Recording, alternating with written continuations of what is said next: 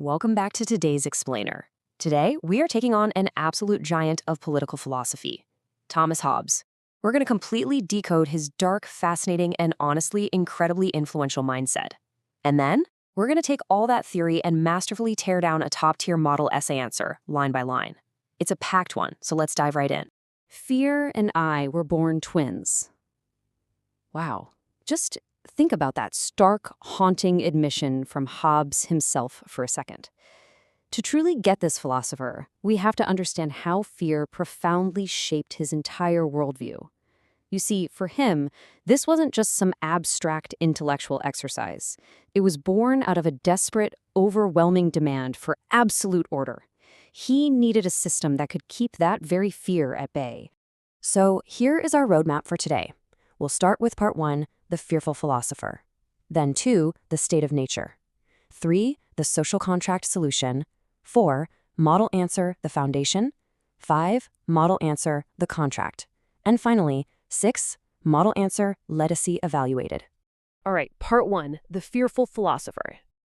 So, going back to his birth in 1588 and moving right up to the English Civil War between 1642 and 1651, Hobbes lived right through this war. And for him, it wasn't some distant historical event. It was a firsthand, visceral experience of totally chaotic violence and anarchy.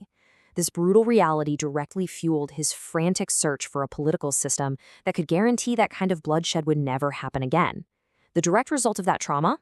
His 1651 masterpiece, Leviathan, where he tries to explain politics using a deeply logical, deductive method. Moving on to part 2, the state of nature. Hobbes uses this fascinating step-by-step deductive build. Heavily influenced by the scientist Galileo, he essentially viewed humans as biological machines. Actually, scratch that. It's more like he thought we were entirely devoid of high morals in our base state. Instead, we're driven mechanistically by just 2 things: appetite, meaning what we desire, and aversion, what we fear or try to avoid. When you take a bunch of these purely self-interested machines and drop them into a world without rules, well, mathematically, it inevitably causes conflict. Which brings us to perhaps his most famous and utterly bleak baseline of human existence. Without a sovereign ruler, we exist in a war of all against all, or if you want the fancy Latin term, bellum omnium contra omnes. In this state of nature, human beings are actually fundamentally equal. But because everyone is driven by this overwhelming, selfish instinct just to survive, life becomes solitary, poor, nasty, brutish, and short. I mean, it's a literal nightmare. But here's the catch. Humans are also rational, and this introduces a massive, absolutely crucial distinction, the difference between jus naturale and lex naturalis. So, jus naturale is our right of nature. That's our absolute, unchecked liberty to do whatever it takes to survive, which obviously causes all that terrible conflict. Lex naturalis, on the other hand, represents 19 laws of nature discovered by human reason, and the very first law of reason? Seek peace. This rational realization that we literally have to seek peace to survive overrides that chaotic right to do whatever we want. It forms the exact logical foundation for his entire solution. Which brings us nicely to part 3, the social contract solution. Let's break down the actual mechanics of this famous social contract. Driven by fear, individuals agree to hand over their rights to a sovereign authority. But here's the kicker, and people get this wrong all the time. The contract is strictly among the citizens themselves, not with the sovereign. Because the sovereign isn't bound by the contract, their power is absolute, indivisible, and completely unlimited. Also, the Leviathan doesn't actually have to be a king. It can totally be a parliament or an assembly as long as its power can't be divided. Finally, citizens aren't complete slaves here. They do retain a very limited right to resist, but only, and I mean only, if the sovereign directly threatens their self-preservation. This whole concept of rational consent, this is exactly what makes Hobbes a founder of modern political theory. Before him, kings ruled by divine right. The idea was simply that God put them there. Hobbes completely changed the game. He argued that state legitimacy comes from the logical, rational agreement of the citizens to surrender rights in exchange for protection.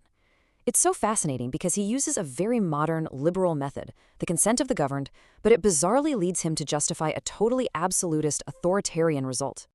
Now, let's shift gears from theory to practice. Part 4, model answer, the foundation. We are going to dissect a brilliantly written model answer chunk by chunk. The introduction opens strong.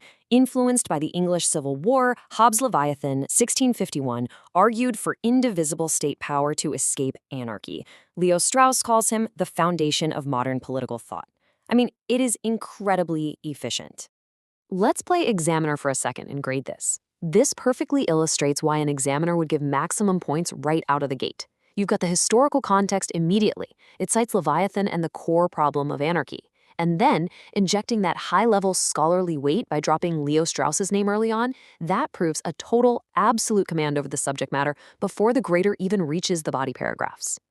Moving into the dense stuff, part 5. Model answer, the contract. Here's how the first body paragraph handles those complex theories. Man is a mechanistic entity driven by appetite. In the state of nature, this creates a war of all against all. Crucially, jus naturale creates conflict, while lex naturalis demands peace, leading to the social contract.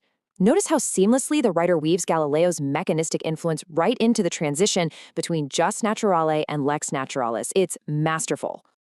I tell you, explicitly writing out the contrast between those two Latin terms is a high-value play. It's basically an exam cheat code.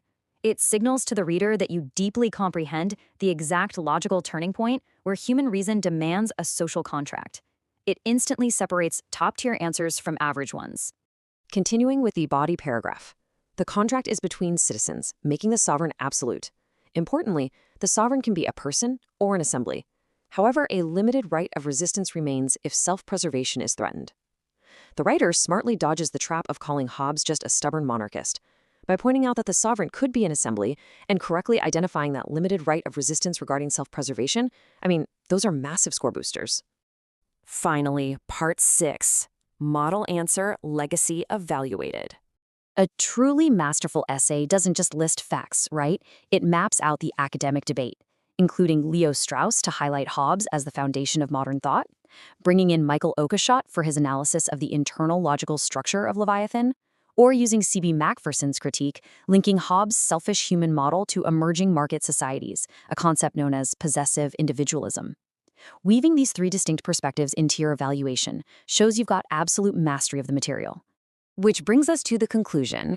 Hobbes based legitimacy on rational consent, creating a paradox. Liberal methods yielding absolutist results. This laid the foundation for future social contract theorists, like Locke and Rousseau. This wraps everything up beautifully. It identifies the core, fascinating paradox of his entire life's work, and then it throws a great, forward-looking nod to how he set the stage for later thinkers like Locke and Rousseau. And that leaves us with one final provocative question. Hobbes lived way back in the 17th century, yet his ideas about fear, order, and authority, they echo so loudly into our present. If a state is built on the rational consent of its people, can it legitimately wield absolute, unbreakable power? As you look at modern, highly centralized governments around the world today, ask yourself, is this a paradox we are still living with right now? Thank you so much for joining me in this explainer. Keep asking the big questions, and I'll catch you.